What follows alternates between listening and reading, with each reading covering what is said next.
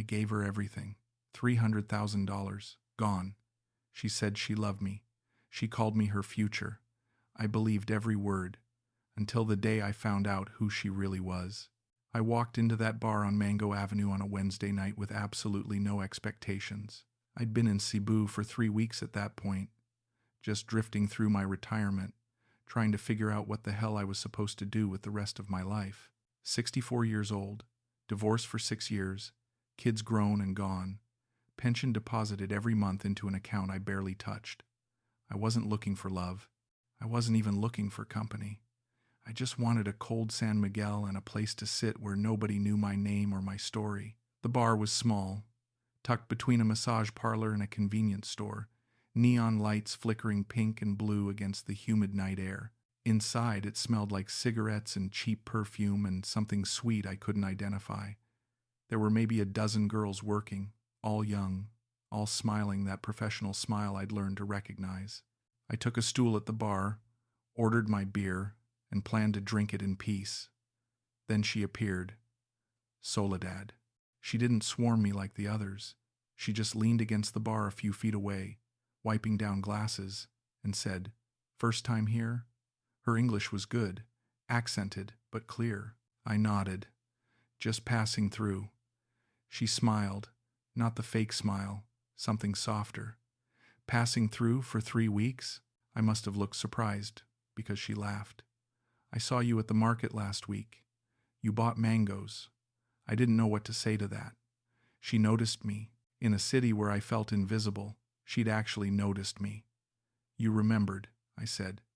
She shrugged. "You looked kind. Not many kind faces around here." That's how it started, not with a sales pitch or a lap dance or a drink request. Just a conversation. She asked where I was from. "California," I told her, "near San Diego." She said she'd always wanted to see America, but not the cities, the beaches, the quiet ones. I told her about La Jolla, about the seals and the cliffs and the sunsets that made you forget every bad thing that ever happened. She listened like she actually cared. "What brought you here?" she asked. I took a long drink. Running away, I guess. She nodded like she understood. "Me too." I came back the next night, and the night after that. Each time she'd find a few minutes to talk to me between serving other customers. She told me her name meant solitude in Spanish. I told her mine meant handsome in Gaelic, which made her laugh. "Then it suits you," she said, and I felt something I hadn't felt in years. Wanted. By the end of the second week, I wasn't going to that bar for the beer. I was going for her. One night, she sat down next to me during her break and said, "Can I ask you something?" "Anything." "Why do you come here? You don't seem like the other men." I looked at her, really looked at her. She was 25, she'd told me, young enough to be my daughter, but her eyes were older, tired in a way that had nothing to do with age. "Because you make me feel like I exist," I said. She touched my hand. Just for a second, but it was enough. "You do exist, Kenneth, more than you know." 3 days later, I asked her if she'd have dinner with me, somewhere outside the bar, somewhere real. She said yes. We went to a small restaurant near the port, nothing fancy, just grilled fish and rice and the sound of waves against the dock. She wore a simple yellow dress, her hair down, no makeup except a little on her lips. She looked different, softer, real. "This is nice," she said, looking around. It's been a long time since I went somewhere, just to eat. I wanted to ask what she meant, but I didn't. I didn't want to ruin it. We talked for hours. She told me about growing up in a small village in the mountains, about her mother who sold vegetables at the market, about her father who died when she was 12. She told me she came to Cebu to find work, to send money home, to survive. "The bar isn't what I wanted," she said quietly, "but it pays, and my family needs it." I reached across the table and took her hand. "You don't have to explain anything to me." She looked at me with something close to relief. "Most men don't care why I'm there. They just care that I am." "I'm not most men," I said. She smiled. "I know." We started seeing each other outside the bar after that. Coffee in the mornings, walks along the boardwalk, late-night talks in her tiny apartment in Mabolo. She was still working, but I could feel her pulling away from that life, wanting something different, something more. One night, about a month in, I said, "What if you didn't have to work there anymore?" She froze. "What do you mean?" "I mean, what if I helped you? What if you could leave?" She stared at me. "Kenneth, I can't ask you to do that." "You're not asking. I'm offering." She started crying. Not the manipulative kind of crying, but the deep, gut-wrenching kind that comes from years of holding everything in. I held her while she sobbed into my chest, and I felt like a hero, like I was finally doing something that mattered. "Are you sure?" she whispered. "I'm sure." 2 weeks later, she quit. We moved into a small 2-bedroom apartment near IT Park. It wasn't much, just a furnished rental with thin walls and a view of another building, but it was ours. I paid the rent, the utilities, the groceries. She cooked for me, cleaned, made the place feel like a home. I loved the simple things. The way she hummed while washing dishes, the way she'd curl up next to me on the couch while we watched Filipino soap operas I didn't understand, the way she'd kiss me goodnight like it was the most natural thing in the world. "I feel safe with you," she told me one night. I kissed her forehead. "You are safe with me." But even then, in those early happy days, there was a shadow. She'd get phone calls from home, and her face would tighten. She'd step out onto the balcony and speak in rapid Cebuano, her voice low and tense. When she came back inside, she'd smile, but it didn't reach her eyes. "Everything okay?" I'd ask. "Yes, just family stuff." I didn't push, I should have. 3 months in, she told me about her mother. We were eating breakfast, and she was quieter than usual, picking at her rice. "Kenneth, can I tell you something?" she said. "Of course." She took a breath. "My mother is sick, her heart. The doctor says she needs medicine, but we can't afford it." I set down my fork. "How much does she need?" She shook her head. "No, I'm not asking. I just needed to tell someone. Soledad." "How much?" She looked at me, her eyes wet. $5,000. For the medicine and the tests. I didn't even hesitate. "I'll send it today." She grabbed my hand. "Kenneth." "No, that's too much." "It's not too much if it saves her life." She cried again, and I held her, and I felt like I was doing exactly what I was put on this earth to do. Help this woman, protect her, be her hero. I wired the money that afternoon. When I showed her the receipt, she kissed me so hard I thought my heart would burst. "You're my blessing," she whispered, my answered prayer. I believed her. God help me. I believed her. A month later, it was her brother. He needed help with school fees, $3,000. Then her cousin needed hospital bills paid, $2,000. Then the roof on her mother's house was leaking, and they needed repairs, $4,000.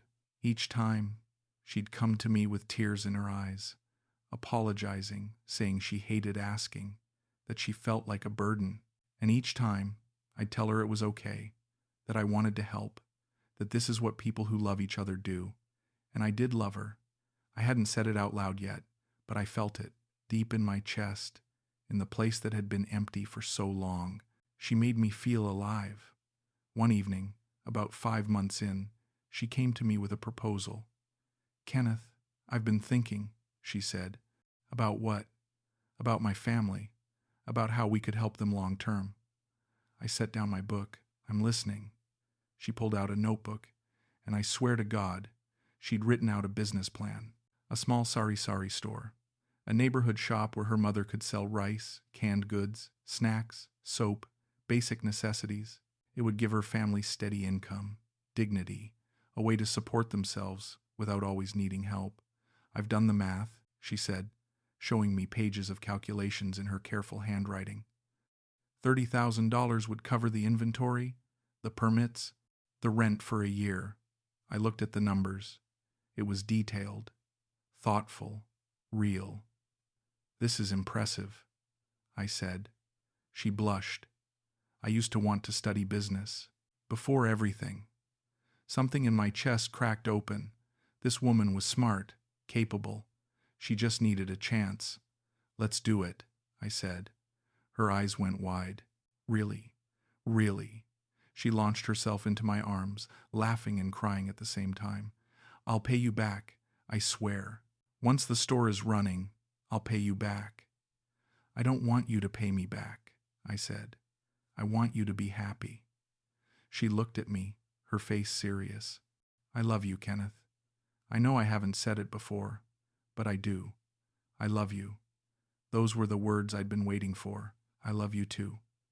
We held each other in that tiny apartment, and I felt like the luckiest man alive. I wired $30,000 to her account the next morning. She sent me photos every day. The construction of the shop, the shelves being installed, her mother standing proudly in front of the store, wearing a new dress.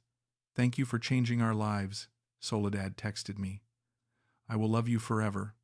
I looked at that message for a long time. Forever. I wanted to believe in forever. The store opened, and for a few weeks, things were good. Soledad seemed lighter, happier.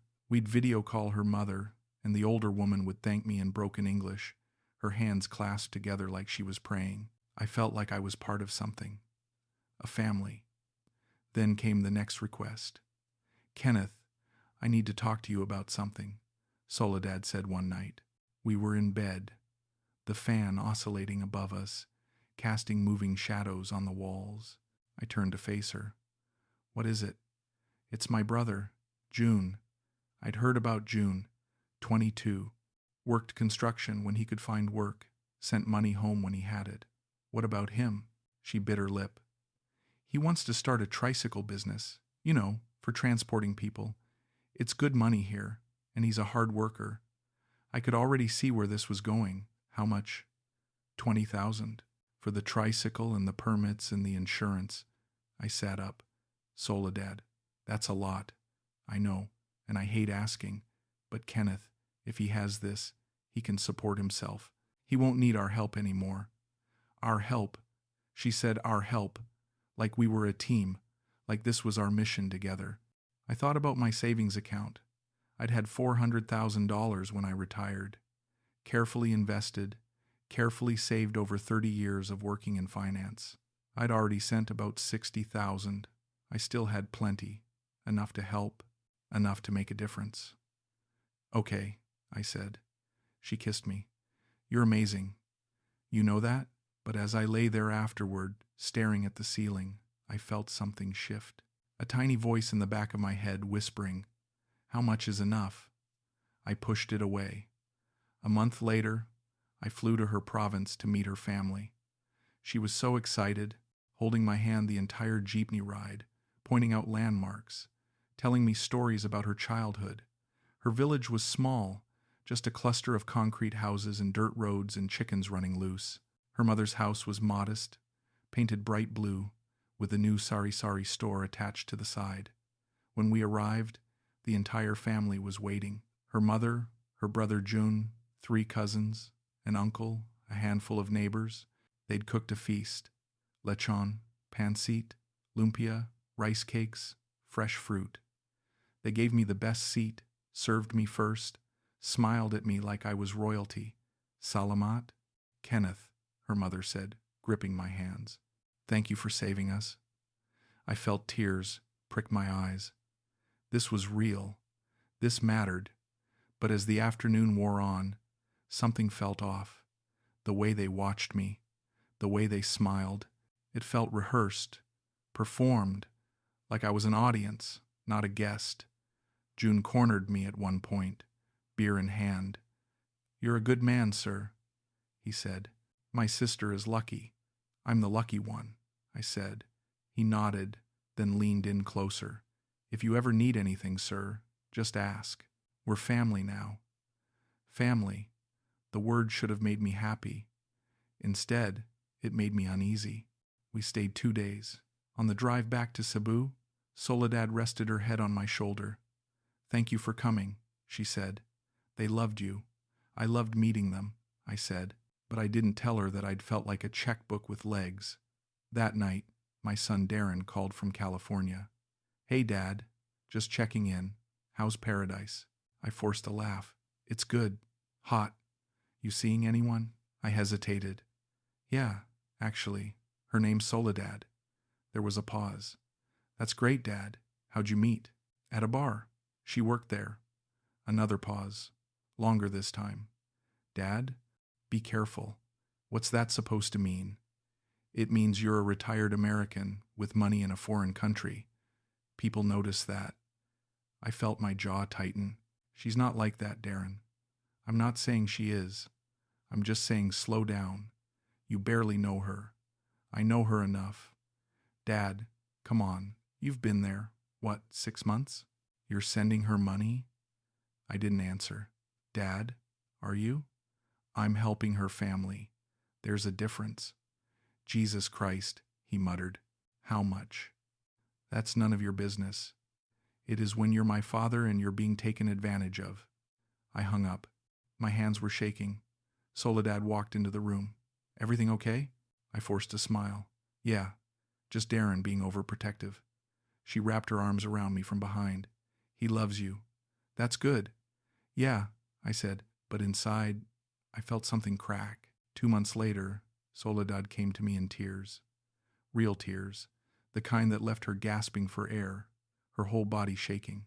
I pulled her onto the couch, my heart racing. What happened? What's wrong? She couldn't speak at first, just sobbed into my shoulder. When she finally pulled back, her face was blotchy and red. It's the land, she choked out.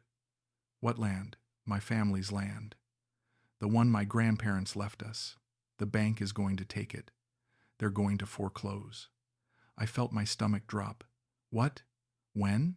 She pulled papers from her bag, official-looking documents with stamps and signatures. I couldn't read the Tagalog, but I saw the numbers. Big numbers. They're saying we owe $50,000 in back payments and interest, she said. If we don't pay in 30 days, we lose everything. The house, the store, all of it. I stared at the papers. $50,000. That was more than I'd ever sent at once. That would put me over $200,000 total. Soledad, I don't know, I said. The words felt foreign in my mouth. It was the first time I'd hesitated. She looked at me, her eyes desperate. Kenneth, please.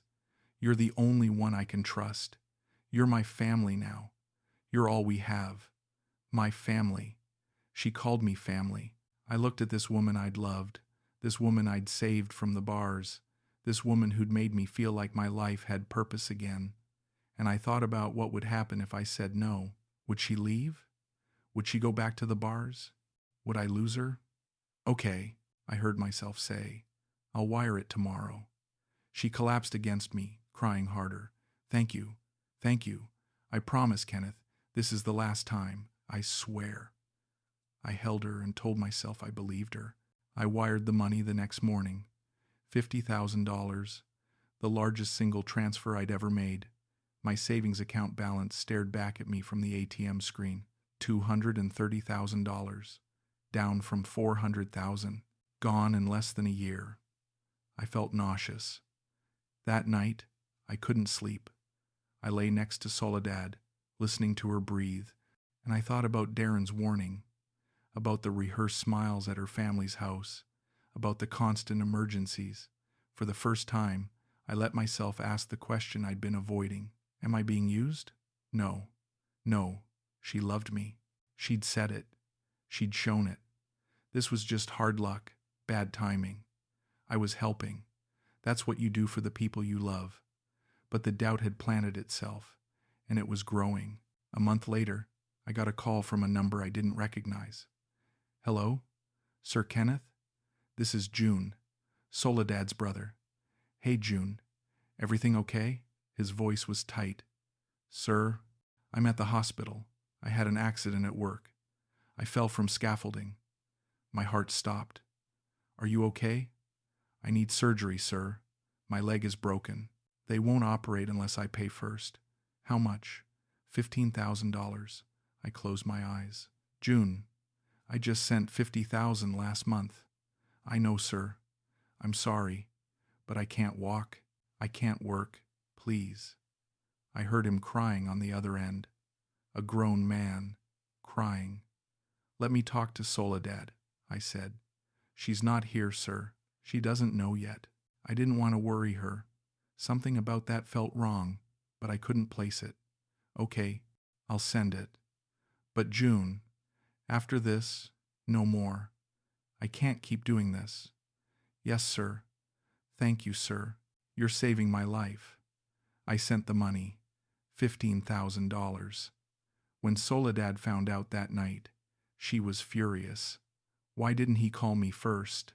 Why did he bother you? Because he was scared, I said, and he knew I'd help. She hugged me. You're too good, Kenneth. Too kind. But she didn't offer to stop taking money. 2 weeks later, her cousin needed tuition. $10,000. The week after that, her aunt needed medicine. $5,000. The requests blurred together. I stopped checking my account. I couldn't bear to see the number dropping. Then, one morning, I forced myself to log in. $87,000. That's all I had left. $313,000. Gone in 1 year. I sat at the computer, staring at the screen, and felt the room spin. I'd been a financial advisor for 30 years. I'd helped people manage money, invest wisely, plan for retirement, and I'd just pissed away my entire life savings. Soledad, I called out. She came out of the bedroom, wearing one of my t-shirts. Yeah, we need to talk. Her face changed. About what? About money. She sat down slowly. Okay. I pulled up the bank statement and turned the screen toward her. Look at this. She looked. Her expression didn't change. I know it's a lot, she said quietly. A lot? Soledad, it's everything. It's my entire retirement. I didn't ask for all of it. You didn't have to ask. It just kept coming. Emergency after emergency. She stood up. So what are you saying? That I'm using you? I'm saying I need it to stop. She laughed, but there was no humor in it. Of course, the second things get hard, you want out. That's not fair, isn't it? She grabbed her phone. You think I wanted this? You think I wanted to beg the man I love for money? Then stop begging. She stared at me. Fine, I'll stop. I'll go back to the bar. I'll figure it out myself. Soledad, don't. No, Kenneth, you've made yourself very clear. I'm a burden. I'm too expensive. I'm not worth it. I didn't say that. You didn't have to. She walked into the bedroom and slammed the door. I sat there, shaking. I just confronted the woman I loved about money, and somehow I was the one who felt like the villain. That night, she didn't speak to me. The next morning, she was sweet again, making breakfast, kissing my cheek. I'm sorry about yesterday, she said. I was emotional. I know you're just worried. I am worried, I said. I know, and I promise. No more. No more asking. We'll make it work. I wanted to believe her. I really did. But things had changed. She started spending more time on her phone. The screen always tilted away from me. She'd get texts and her face would light up. Then she'd catch me watching and the smile would fade. Who's that? I'd ask. Just my cousin, she'd say. Or her friend. Or her mom. Always someone. She started going out more. I need to help my friend with something, she'd say. Or, I'm meeting my cousin at the mall. She'd be gone for hours. 4, 5, 6 hours. When she came back, she'd be tired, distant. How was it? I'd ask. Fine, she'd say. That's it, just fine. I started noticing other things too. New shoes, a new phone, a new purse. Where'd you get that? I asked one day, pointing at the purse. My cousin gave it to me, she said, for my birthday. Her birthday had been 3 months ago. I didn't push it. I was afraid of the answer. One afternoon, I was coming back from the grocery store when I ran into her neighbor, an old woman named Manang Rosa. She lived 2 doors down, always sweeping her front step, always watching. Sir Kenneth, she said, her voice soft. Hello, Manang, I said, trying to be polite. She stepped closer, glancing around like she was afraid someone would hear. Can I tell you something? I set down the grocery bags. Of course. She hesitated, wringing her hands. Be careful, Hiho. Careful of what? That girl. She pointed at my door. She is not what you think. My chest tightened. What do you mean? She shook her head. Just be careful. Watch her. She turned and walked back to her apartment, leaving me standing there with my heart pounding. I wanted to knock on her door, demand she explain. But I didn't, because part of me didn't want to know. That night, I lay next to Soledad and stared at her in the dark. Her face was peaceful, relaxed. She looked innocent, but I kept hearing Menang Rosa's voice. She is not what you think. Who was I sleeping next to? Who had I given everything to? I didn't know anymore. The next morning, I told Soledad I was going out for a walk. Instead, I sat at a coffee shop down the street and opened my laptop. I started going through our messages, our photos, trying to find something, anything, that would prove I was wrong, that would prove I could trust her. But there was nothing, just sweet messages. I love you, miss you, can't wait to see you. Perfect, too perfect. My hands were shaking as I closed the laptop. I needed to talk to someone. I called Darren. Dad? He sounded surprised. I think I made a mistake, I said. There was a long pause. What kind of mistake? I told him everything. The money, the requests, the distance, the neighbor's warning. When I finished, he was quiet. Dad, you need to leave. I can't just leave. Yes, you can. You get on a plane and you come home. Darren, I love her. Dad, she's taking everything from you. You don't know that, don't I? His voice was hard now. Dad, you've sent her over $300,000 in a year. You barely have anything left. And she's still asking, when does it end? I didn't have an answer. Come home, he said again, before there's nothing left to come home to. I hung up. I sat in that coffee shop for 3 hours, watching people walk by, trying to figure out what the hell I was going to do. When I finally went back to the apartment, Soledad was on the couch, watching TV. Where were you? She asked. Just walking. She patted the seat next to her. Come sit with me.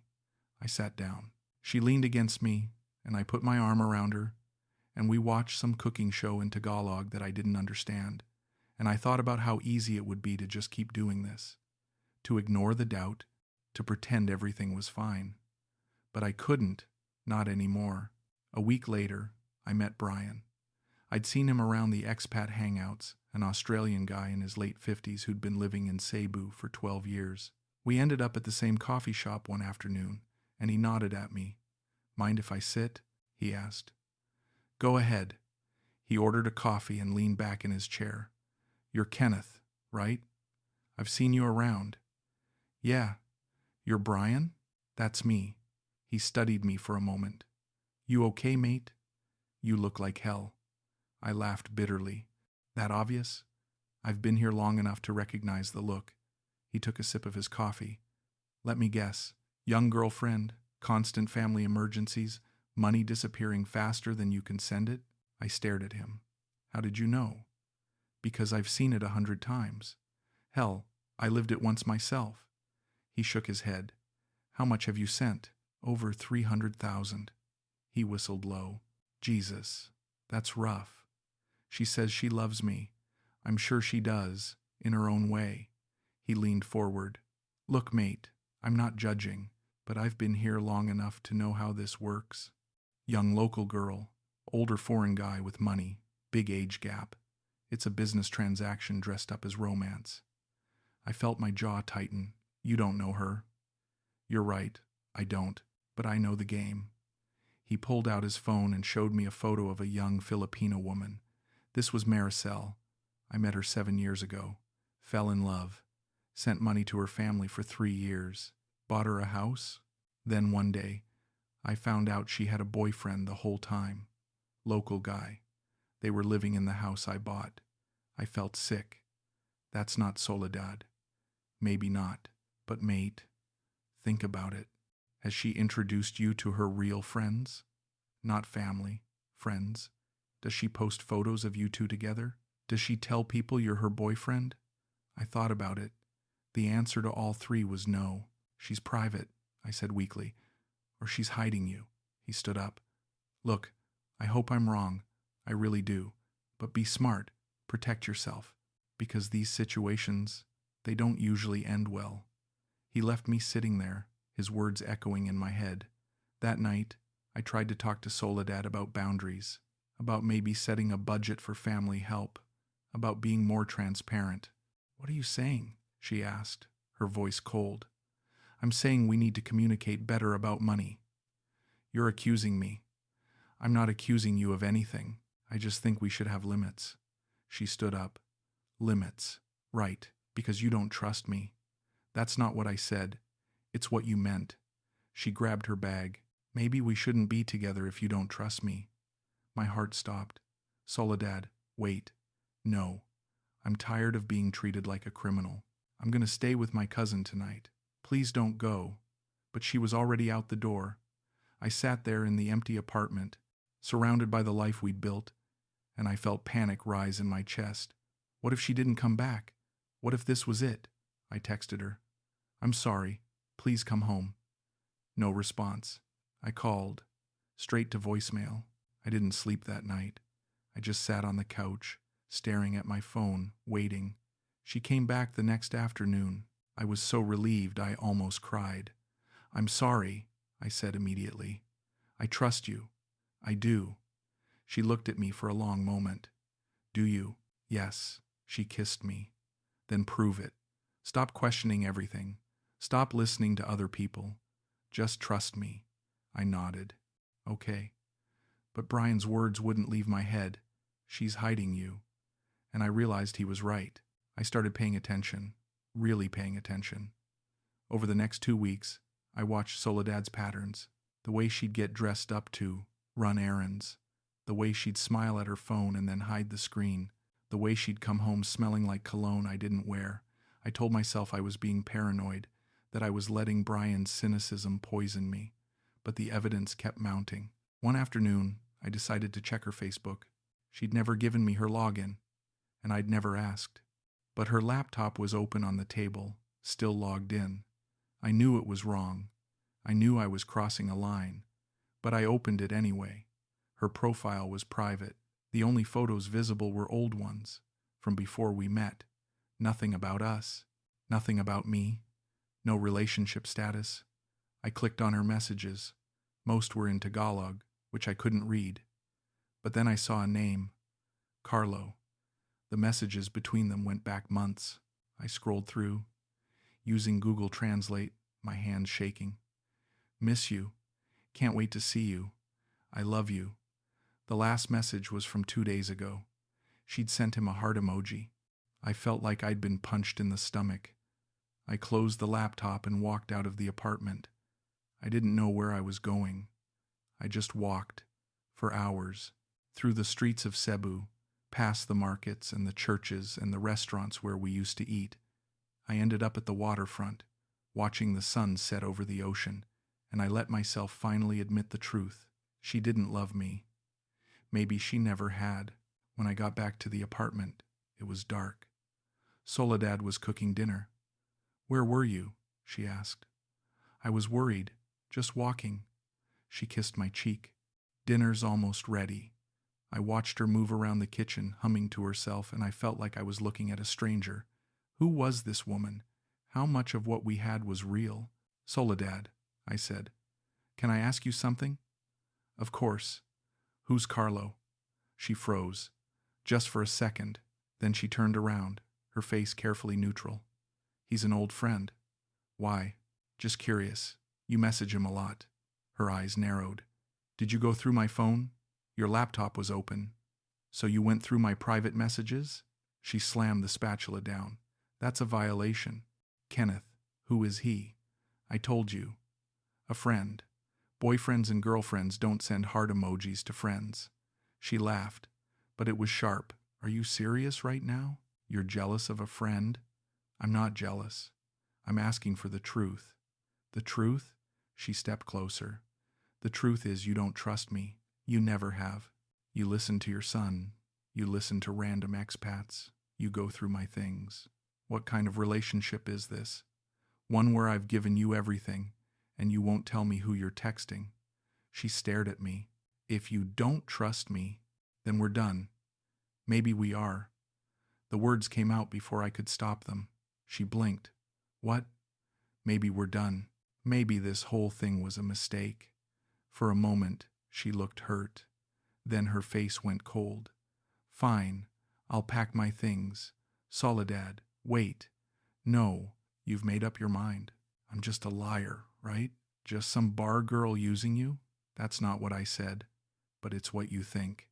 She walked into the bedroom and started throwing clothes into a bag. I followed her. Please, let's just talk about this. She whirled around. What's there to talk about? You think I'm cheating. You think I'm using you. What else is there to say? I just want the truth. She zipped up her bag. The truth is you were lonely, and I made you feel special, and that was enough for you. Until it wasn't. She walked past me, toward the door. Soledad. She stopped, but didn't turn around. For what it's worth, she said quietly, I did care about you, in my own way. Then she left. I stood there in the empty apartment, the smell of half-cooked dinner in the air, and I felt nothing. Just nothing. She came back 3 days later. I'd spent those 3 days in a fog, barely eating, barely sleeping, replaying every moment of our relationship in my head, trying to figure out where it went wrong. When I heard the key in the lock, my heart jumped. Kenneth? She stood in the doorway, looking small and tired. Can we talk? I nodded. We sat on the couch, a careful distance between us. I'm sorry, she said, for leaving like that, for making you feel like you couldn't trust me. Is Carlo your boyfriend? She took a deep breath. He was. A long time ago. Before I met you. But you still talk to him. He's going through a hard time. His mother died. I was just being a friend. I wanted to believe her. Why didn't you just tell me that? Because I knew you'd react exactly like this. You'd get jealous and suspicious. I'm not jealous. I'm just tired of feeling like I don't know what's real. She took my hand. This is real, Kenneth.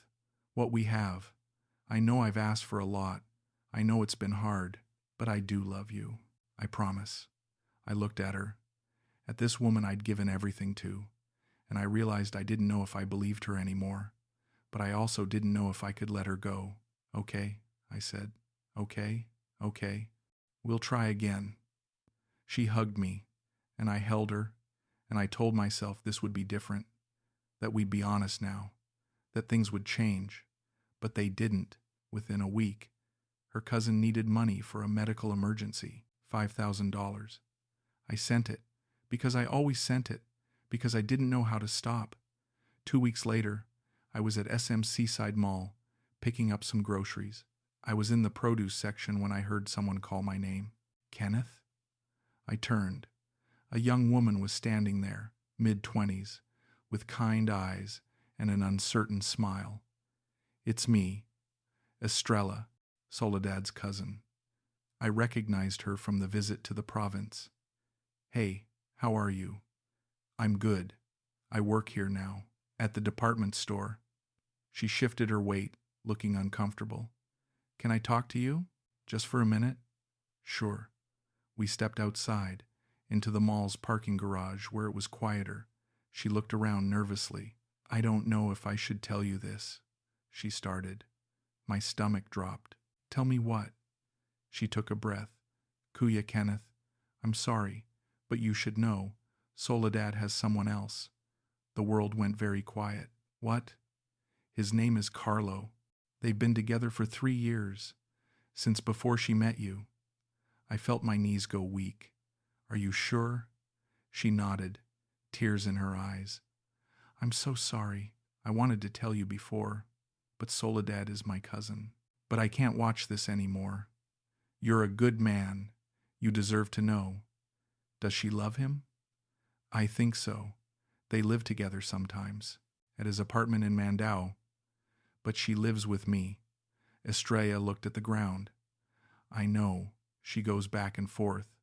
The money I've been sending, for her family. Some of it goes to the family, but a lot of it, she paused. A lot of it goes to him, for his motorcycle, for their apartment, for their future. I couldn't breathe. Why are you telling me this? Because you're kind, and because I'm tired of being part of the lie. She squeezed my hand. I'm sorry, Kuya. I really am. She walked away, leaving me standing there in the parking garage, surrounded by cars and exhaust fumes, and I felt like my entire world had just collapsed. I drove back to the apartment in a daze. When I got there, Soledad was on the couch, watching TV. Hey, she said, smiling. Did you get the groceries? I set the bags down. I ran into Estrella. Her smile faded slightly. Oh, where? At the mall. She told me about Carlo. All the color drained from her face. Kenneth, don't. I held up my hand. Just don't. She stood up. It's not what you think. Then tell me what it is. She opened her mouth, then closed it. I can explain. So explain. Is he your boyfriend? She didn't answer. Soledad. Is he your boyfriend? Yes, she whispered. The word hit me like a bullet. How long? 3 years. The whole time we've been together? She nodded, tears streaming down her face. I'm sorry. I'm so sorry. I sat down heavily. Why? Because I needed to survive. Because my family needed help. Because you were kind, and you could help us. So you used me. I cared about you. But you loved him. She didn't deny it. I laughed. It was a hollow, broken sound. $300,000. That's what I gave you. For your family. For your dreams. For us. I know, but there was no us. There was never an us. She wiped her eyes. I didn't mean for it to happen like this. How did you mean for it to happen? Did you have an exit plan? Were you going to disappear one day with everything I gave you? No. I thought. She took a shaky breath. I thought maybe eventually I'd love you more than him. But you didn't. No. The truth of it settled over me like a weight. I want you to leave, I said quietly. Kenneth, please. I want you to pack your things and leave. Tonight. She stared at me. Where will I go? To Carlo. To your cousin. I don't care. Just go. She stood there for a long moment, then walked into the bedroom. I heard her moving around, opening drawers, zipping bags. 20 minutes later, she came out with 2 suitcases. She stopped at the door. For what it's worth, she said, you were the kindest man I ever met. Just go. She left. The door closed behind her with a soft click, and I sat there in the apartment we'd shared, surrounded by all the things we'd bought together, and I felt absolutely nothing, just a vast, empty nothing. I didn't sleep that night, or the next. I kept replaying everything, every conversation, every kiss, every promise, trying to figure out which parts were real and which were performance. By the 3rd day, I knew I needed to get out of that apartment. I packed a bag and checked into a cheap hotel near the airport. Something anonymous. Somewhere I could disappear. My phone rang. Darren. I almost didn't answer. Dad? Hey. You sound terrible. I'm okay. You're not okay. What happened? So I told him. Everything. The confrontation. The truth about Carlo. The $300,000 that vanished into a relationship that was never real. When I finished, he was quiet for a long time. I'm so sorry, Dad. Don't say you told me so. I'm not. I'm just sorry. I felt tears prick my eyes. I'm such an idiot. You're not an idiot. You're a man who wanted to love someone. That's not a crime. I should have known. Maybe, but you wanted to believe in something. That's human. I wiped my eyes. I don't know what to do now. Come home, Dad. Please, just come home. I can't yet. Why not? Because I need to understand how this happened. How I let this happen. Dad, you didn't let anything happen. She manipulated you. Did she? Or did I manipulate myself? He didn't have an answer for that. We talked for another hour. About nothing. About everything. When we hung up, I felt a little less alone. Over the next week, I walked. I walked along the Cebu shoreline, past the vendors and the tourists and the fishermen. I walked through the streets of downtown, past the churches and the markets. I walked until my feet hurt and my mind was numb. I thought about all the signs I'd ignored, the way she'd always needed something, the way she'd turned every confrontation into my fault, the way she'd kept me separate from her real life. I thought about how lonely I'd been when I met her, how desperate I was to matter to someone, to be needed, to be loved, and I realized that's what she'd given me. Not love, but the feeling of being needed. And for a while, that was enough. I thought about pressing charges, about going to the police and reporting fraud. But what would I say? That I gave my girlfriend money and she had another boyfriend? That's not illegal. It's just cruel. I thought about confronting her family, about demanding the money back, but I knew I'd never see a peso of it. It was gone, all of it. I thought about confronting Carlo, about finding him and asking him what he knew, if he knew about me, if he cared. But what would that solve? He wasn't the villain. Neither was Soledad, really. We were all just people trying to survive. Some of us just had better tools than others. One afternoon, I was sitting at a cafe near Fuente Osmeña when I saw them, Soledad and Carlo. They were at a table on the other side of the street, drinking coffee. He was younger than me, lean, with messy hair and an easy smile. She was laughing at something he said, her hand on his arm. Her whole face lit up in a way I'd never seen. They looked happy, real. I watched them for a long time, and I felt something shift inside me. It wasn't anger. It wasn't even hurt. It was just acceptance. She chose him. She'd always chosen him. I was just the funding. I got up and walked away. They never saw me. 3 weeks after Soledad left, I made a decision. I was going home. Not because I was healed, not because I'd forgiven myself, but because there was nothing left for me in Cebu except ghosts. I booked a flight back to California. One way. I didn't tell Soledad. I didn't owe her that. I spent my last few days tying up loose ends. I canceled the lease on the apartment. I sold what furniture I could. I donated the rest. I walked through that empty apartment one last time, remembering the mornings we'd cooked breakfast together, the nights we'd watched movies, the moments I'd convinced myself we were building something real. Then I closed the door and left. The flight home was long. 13 hours. I slept most of it, too exhausted to think. When we landed in San Francisco, Darren was waiting for me at arrivals. He didn't say anything. He just hugged me. Hard. Welcome home, Dad. I felt something break open in my chest. Thanks for coming. Of course. We drove down to San Diego in silence. He'd helped me find a small apartment in Oceanside. Nothing fancy, just a one-bedroom with a view of the parking lot. But it was mine, and it was enough.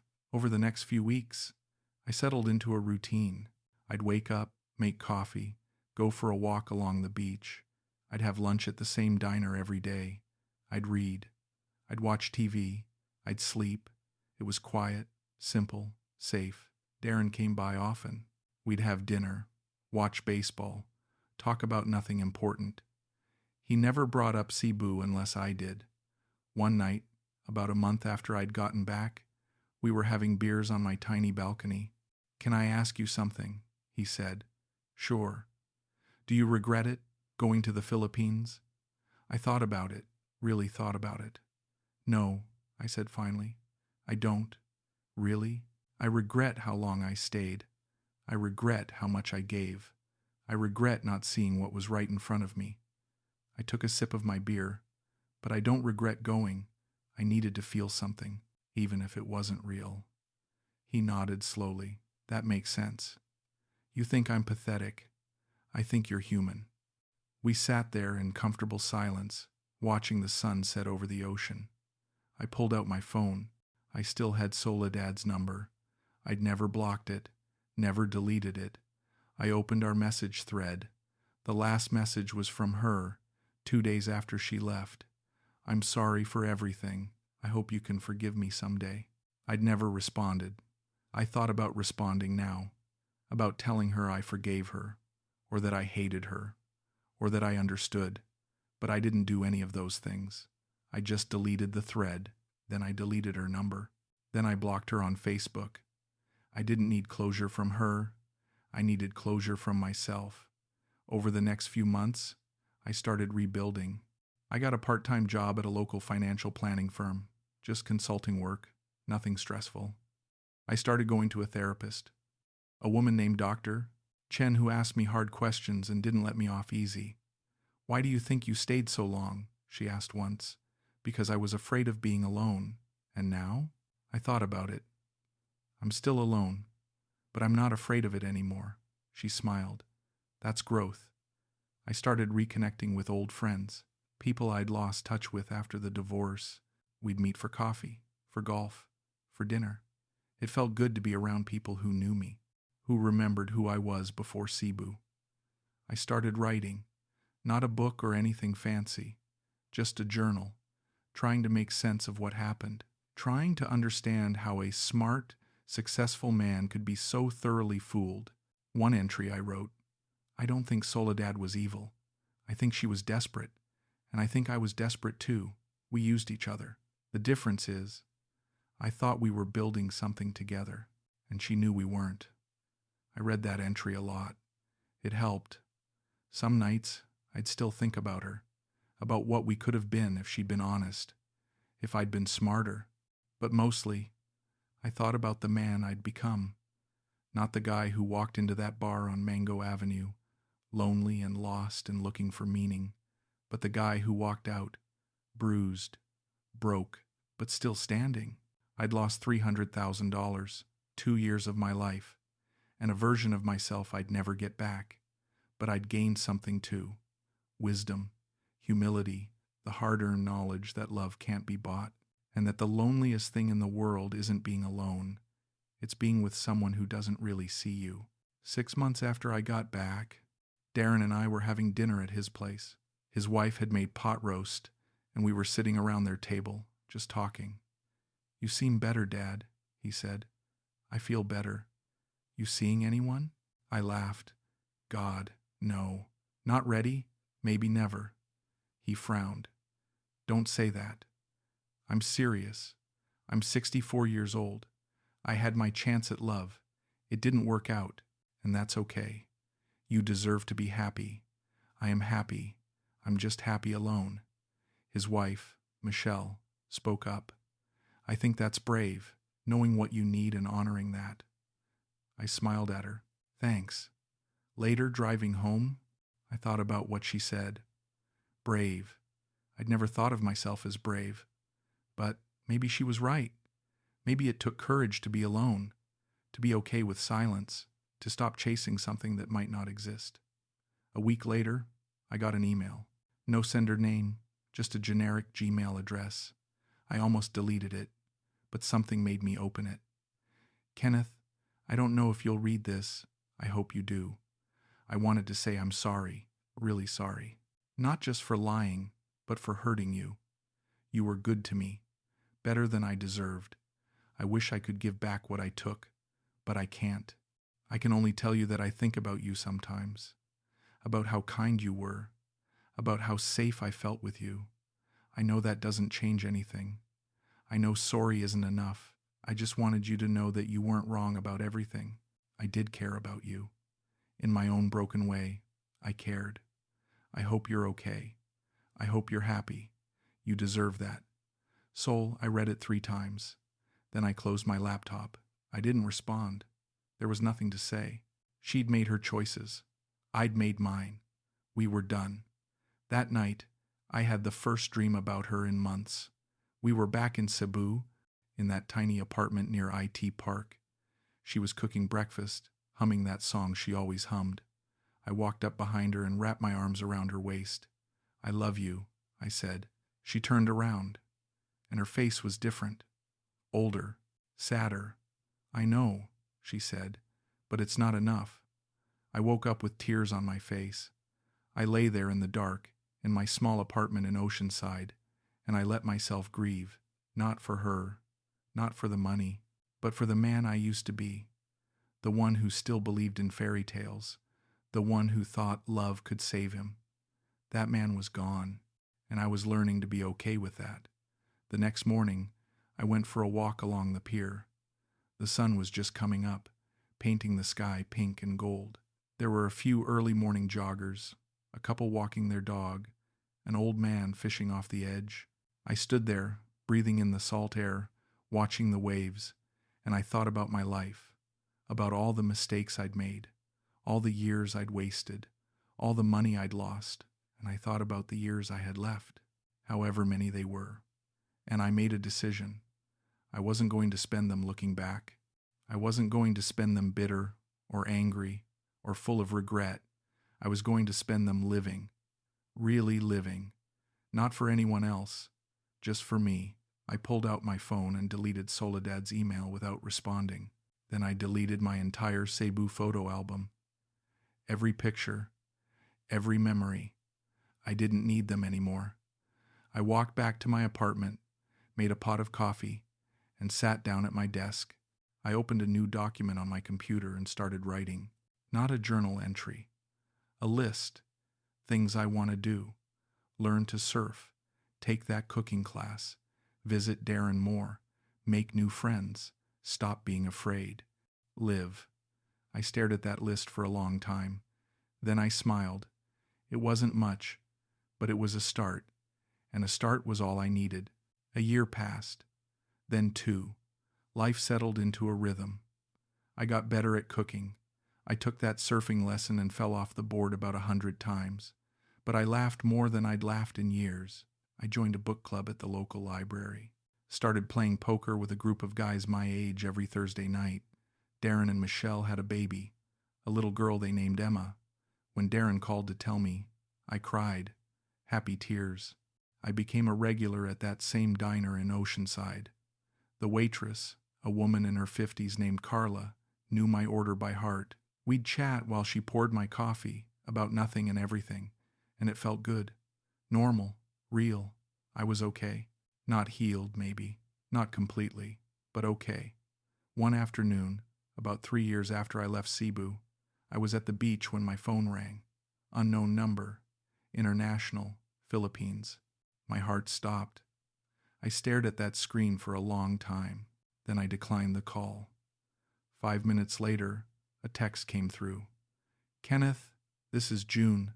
Soledad's brother. She's sick. Cancer. She asked for you. Can you call? I read it twice. Then I blocked the number. I felt bad about it for about 5 minutes. Then I reminded myself that I didn't owe them anything. Not sympathy, not money, not closure. I'd given them everything I had. They didn't get to ask for more. I sat there on the beach, watching the waves, and I thought about her, about Soledad, about whether she was really sick or if this was another play, another emergency, another way to extract something from the foolish American who'd loved her, and I realized I didn't care. Either way, it wasn't my problem anymore. I said a quiet prayer for her, wished her well, wherever she was, then I let her go, really let her go. That night, I called Darren. Hey, Dad, what's up? Nothing. Just wanted to hear your voice. You okay? Yeah, I'm good. Really good. You sure? I smiled. I'm sure. Tell Emma her grandpa loves her. Will do. Love you, Dad. Love you too. I hung up and sat on my balcony, beer in hand, watching the stars come out. I thought about the last 5 years, about the man I was when I walked into that bar on Mango Avenue, lonely, lost, desperate for connection, and I thought about the man I was now, still lonely sometimes, but no longer lost, no longer desperate. I'd paid $300,000 for a lesson most people learn for free. That love isn't something you can buy. That being needed isn't the same as being loved. That the only person who can save you is yourself. It was an expensive lesson, but I'd learned it, and I was better for it. I wasn't angry anymore. I wasn't bitter. I'd forgiven Soledad. More importantly, I'd forgiven myself for being human, for wanting to be loved, for believing in something beautiful, even when it wasn't real. I took a long drink of my beer and looked up at the stars. Somewhere out there, in a city on the other side of the world, a woman was living her life. Maybe she was sick, maybe she wasn't. Maybe she thought about me sometimes. Maybe she didn't. It didn't matter, because this was my life now, this balcony, this beer, this quiet moment of peace, and it was enough, more than enough. It was everything. I closed my eyes and let the ocean breeze wash over me, and for the first time in 5 years, I felt something I thought I'd lost forever. I felt free,